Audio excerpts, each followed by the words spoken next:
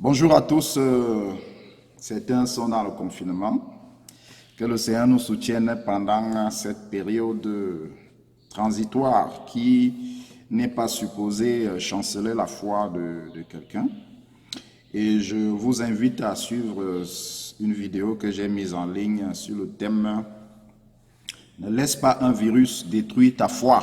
C'est pour nous fortifier, n'est-ce pas, pour avoir un regard chrétien par rapport à cette pandémie du coronavirus. Alors aujourd'hui, j'ai plutôt autre chose à nous dire par la grâce de Dieu. Je voudrais nous parler du genre de chrétien à éviter absolument. Le genre de chrétien qu'il faut fuir, comme la peste, qu'il faut éviter. Il ne faut même pas chercher de contact avec ce genre. La Bible nous dit dans 1 Corinthiens chapitre 5 au verset 17, pardon, 2 Corinthiens chapitre 5, verset 17, la Bible nous dit que pour ceux qui sont en Christ, c'est-à-dire ceux qui sont enfants de Dieu, ces gens sont une nouvelle créature, les choses anciennes sont passées, voici toutes choses sont devenues nouvelles. Par conséquent, le chrétien, c'est quelqu'un dont la vie a changé, qui est, n'est-ce pas, un nouveau regard de la société, qui vit différemment. Mais le problème, c'est que tout le monde n'est pas chrétien à la manière de la Bible. Tout le monde n'est pas chrétien comme la Bible le demande. Alors, c'est pour ça que lorsque Paul écrivait aux Corinthiens, nous sommes dans 1 Corinthiens chapitre 5, verset 11, vous savez, l'église de Corinthe, c'était une église où il y avait beaucoup de désordre. Il dit dans le verset 11, 1 Corinthiens 5, verset 11, « Maintenant, ce que je vous écris, c'est de ne pas avoir de relation avec quelqu'un qui, se nommant frère, est impudique ou cupide, ou idolâtre, ou outrageux, ou ivrogne, ou ravisseur, de ne même pas manger avec un tel homme. » Alléluia. Alors, je veux préciser ici que Paul dit quelqu'un qui se nommant frère, c'est-à-dire quelqu'un qui se présente comme un frère, comme un enfant de Dieu, comme un croyant, comme un né de nouveau. Alors, Paul dit que si quelqu'un dit qu'il est né de nouveau et qu'il a ses attitudes, son comportement est tel que cité plus bas, la Bible dit ne mangez même pas avec lui. Il ne faut même pas avoir de contact avec lui parce qu'il est plutôt un danger, un poison pour toi. Paul commence par dire que si cette personne est impudique, si celui-là qui se dit frère, qui se dit homme de Dieu est impudique, ça veut dire qu'il est adultérant, c'est-à-dire il couche avec les femmes n'importe comment, mais il s'appelle frère. Il divorce de sa femme pour marier une autre sans raison valable. Impudique, il est dans la pornographie et il ne trouve en cela aucun problème. Vous savez, quelqu'un peut commettre une faute, avoir le remords, savoir ouais, pourquoi, qu'est-ce qui m'est arrivé, vraiment je regrette. Mais il y a des gens qui se nommant frères, font ces choses, mais n'ont aucun remords. Au contraire, ils encouragent même les autres à le faire.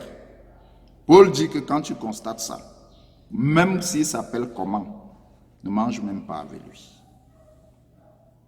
Quelqu'un qui est dans la fornication, il trouve que c'est normal. Il n'y a pas de problème. Il est impudique. Il est cupide. Ça veut dire c'est un malhonnête. Comme la Bible dit dans Ephésiens chapitre 5 verset 3. Que l'impudicité, qu'aucune espèce d'impureté, que la cupidité ne soit même pas nommée parmi vous, ainsi qu'il convient à des saints. Voilà ce que la Bible enseigne. Donc l'impudicité, l'impureté, la cupidité, qui est une idolâtrie, ne doit même pas être mentionnée dans le vocabulaire ou alors dans la pensée de celui qui s'appelle frère, de celui qui revendique être né de nouveau. Hein? 1 Thessaloniciens chapitre 4 aussi verset 6. 1 Thessaloniciens 4 verset 6 Paul continue toujours à enseigner dans ce sens. Il dit, c'est que personne n'use envers son frère de fraude et de cupidité dans les affaires. Parce que le Seigneur tire vengeance de toutes ces choses, comme nous vous l'avons déjà attesté. Alors, Paul dit que si quelqu'un est cupide, ça veut dire qu'il aime tellement l'argent. Il est prêt à citer les versets bibliques pour justifier le vol, l'escroquerie. Il dit, il faut l'éviter. Même si c'est lui qui t'a conduit dans la foi, il faut l'éviter. Coupe les liens avec lui parce qu'il ne va pas t'aider à aller au ciel. Il va t'entraîner avec lui en enfer. S'il est idolâtre, ça veut dire qu'il met sa confiance en autre chose qu'en Dieu. Il te pousse à mettre ta confiance en autre chose qu'en Dieu. Il y a beaucoup d'idolâtrie moderne aujourd'hui. Hein? Il y a beaucoup d'idolâtrie moderne, même dans les églises. On idolâtre les objets, on idolâtre les hommes, on idolâtre les individus. C'est-à-dire, on a plus la foi. J'ai entendu quelqu'un prêcher que tu ne connais pas Dieu, tu n'as pas besoin de prier, mets juste ta foi en l'homme de Dieu, hein? Et l'homme de Dieu aura, c'est lui qui va croire en Dieu pour toi. Mais écoutez, ça c'est quoi? C'est terrible. Ivrogne. Si quelqu'un est ivrogne, 2 Thessaloniciens chapitre 3 verset 13, et si quelqu'un n'obéit pas à ce que nous disons par cette lettre, notez-le et n'ayez point de communication avec lui. Paul parle même plus loin, il dit n'ayez même pas de contact avec lui, ne changez même pas avec lui sur WhatsApp, ne changez même pas avec lui, coupez les liens avec lui. Parce que si vous avez dit que oui, je suis païen, moi je fais ces choses, il n'y a pas de problème. Parce que quand quelqu'un est païen, ça veut dire qu'il ne connaît pas encore la vérité. C'est toi plutôt qui dois l'exhorter. Mais s'il te dit, je suis homme de Dieu, je suis frère, je suis ancien, je suis né de nouveau, et il fait ces choses, Paul dit, coupe les ponts, ce n'est pas une bonne graine. Ce n'est pas une bonne graine. Alors, ça signifie donc que il y a des amitiés incompatibles entre certains chrétiens. Il y a des incompatibilités.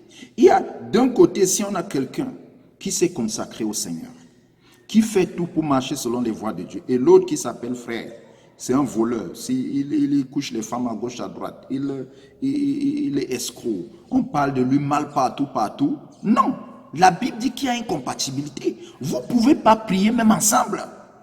Vous ne pouvez même pas dire que non, nous chantons ensemble, on est dans le même groupe musical, ça ne peut pas donner. C'est la Bible qui le dit, frère, c'est la Bible. Donc on ne peut pas être plus sage que Dieu. Si Dieu t'a dit, c'est pas toi de ce genre de personne, il ne faut pas, n'essaye pas de donner des explications à Dieu. Parce que Dieu sait que ce n'est pas bon pour toi.